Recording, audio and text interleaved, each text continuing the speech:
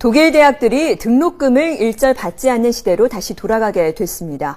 개인의 경제력에 상관없이 교육의 기회만큼은 동등하게 누려야 한다는 취지가 되살아난 결과입니다. 반값 등록금 실현 여부를 놓고 논란이 한창인 우리의 현실과 대비되고 있는데요. 오늘은 독일의 교육복지 정책에 대해서 알아보겠습니다. 김은경 리포터. 네, 독일 김은경입니다.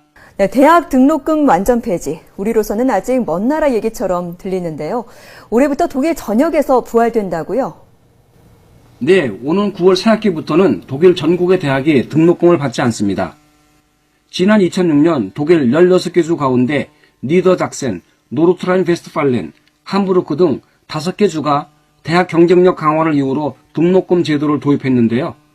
학기당 최대 500유로, 우리 돈으로 약 73만 원 정도를 학생들에게 받아왔습니다. 하지만 학생과 사회각층의 지속적인 반대에 부딪혀 지난해 말 니더작센주 의회의 대학 등록금 폐지안 가결을 끝으로 무료 등록금 시대를 다시 열게 됐습니다. 그나마 그동안 받았던 등록금도 한 학기에 73만 원 정도라면 우리나라 사립대 평균 등록금의 5분의 1도 되지 않은 금액인데요.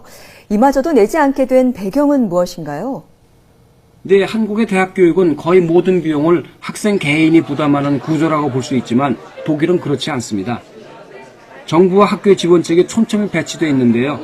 교육이 개인의 경제력에 좌우돼서는 안 된다는 생각이 배경에 깔려 있습니다. Dadurch, dass die Studiengebühren deutschlandweit abgeschafft sind, werden allen Abiturienten die Möglichkeit geboten zu studieren und sich so weiterzuentwickeln, wie sie das für sich selber entschieden haben. Es sollte trotzdem so sein, dass jeder, egal wie viel Geld er zur Verfügung hat, die Möglichkeit hat zu studieren und deshalb finde ich, dass nirgendwo dafür bezahlt werden sollte. 이런 기본 방침은 무상교육뿐 아니라 학자금 대출 제도에서도 고스란히 드러나는데요. 독일 대학생이라면 바프액으로 불리는 무이자 대출 제도를 누구나 이용할 수 있습니다. 학생 1인당 월 평균 약 450유로, 우리 돈으로 약 68만 원 정도를 학업기간 내내 지원받을 수 있는데요. 취업 이후에 갚아야 할 대출금이긴 하지만 정부 지원으로 50%만 이자 없이 원금만 갚으면 되기 때문에 많은 학생들이 이용하고 있습니다. 사실 대학에서 공부를 할 때 학비만 드는 게 아니지 않습니까? 생활비나 교통비도 필요하고 교재비도 만만치 않을 텐데 독일 학생들은 어떻게 충당하나요? 네, 독일의 복지제도 가운데 눈에 띄는 것이 바로 자녀수당 제도입니다. 여러 나라들과는 달리 어릴 때 한시적으로 지원하기보다는 자녀가 25세 될 때까지 적용되는데요. 첫째, 둘째 아이는 184유로, 셋째 아이는 190유로, 그리고 넷째 아이는 215유로를 매월 받습니다. 따라서 대학생들도 부모에게 지급된 자녀 수당금을 받아 생활을 하고 모자라는 금액이 있다면 무이자 학자금 대출 바프액을 이용하는 겁니다. 교통비의 경우는 독일에서는 학생증이 곧 교통카드라고 할 수 있는데요. 주마다 차이는 있지만 대부분 학생증만 갖고 있으면 주 내 모든 대중교통을 이용할 수 있습니다. 그렇다면 독일 대학들은 어떤 식으로 재원을 마련하나요? 네, 대부분의 독일 대학들은 연방정부와 주정부로부터 받는 지원금에 의존하고 있습니다. 국내 총생산, GDP 대비 전체 교육 예산을 보면 우리가 큰 차이를 보이는데요.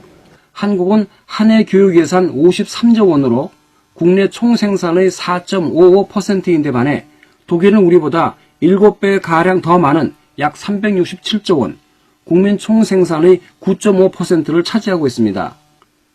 대학들은 학생들로부터 매 학기 약간의 돈을 받습니다.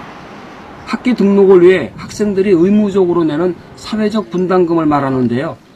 이 기금은 대학에서 수행하는 교육 이외의 사업들, 즉 기숙사와 대학 내 유치원, 학생 식당, 학생회, 문화 프로그램 등 학생 복지를 위해서 사용됩니다.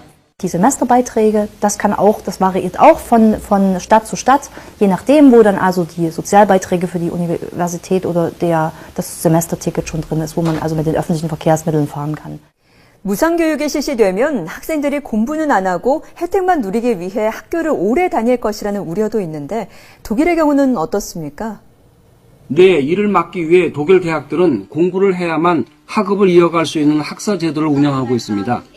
학교와 전공에 따라 횟수의 차이는 있지만 과목당 보통 서너 번의 전공시험 기회를 주는데요. 제한된 기회 안에 통과하지 못하면 전공을 계속 공부할 수 없게 됩니다. 요즘 세계 대학 순위 상위권에서 독일 대학을 찾기 힘든 상황입니다. 이 때문에 개별 대학의 경쟁력을 높이기 위한 방안을 고심하는 분위기입니다. 독일의 경우에는 3년밖에 다니지 않는 데다가 또 이렇게 많이 그 양질의 교수진을 많이 잃어버린 상태에서 교육을 하다 보면 당연히 국제 경쟁력에서 뒤처질 수밖에 없겠죠.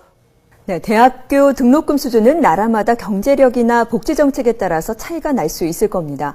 이 독일의 대학 등록금 폐지를 보면서 우리 정치권의 반값 등록금 공약은 어디쯤 와 있는지 생각해 봐야 할 것 같습니다. 김은경 리포터 오늘 소식 감사합니다. 네, 지금까지 독일에서 전해드렸습니다.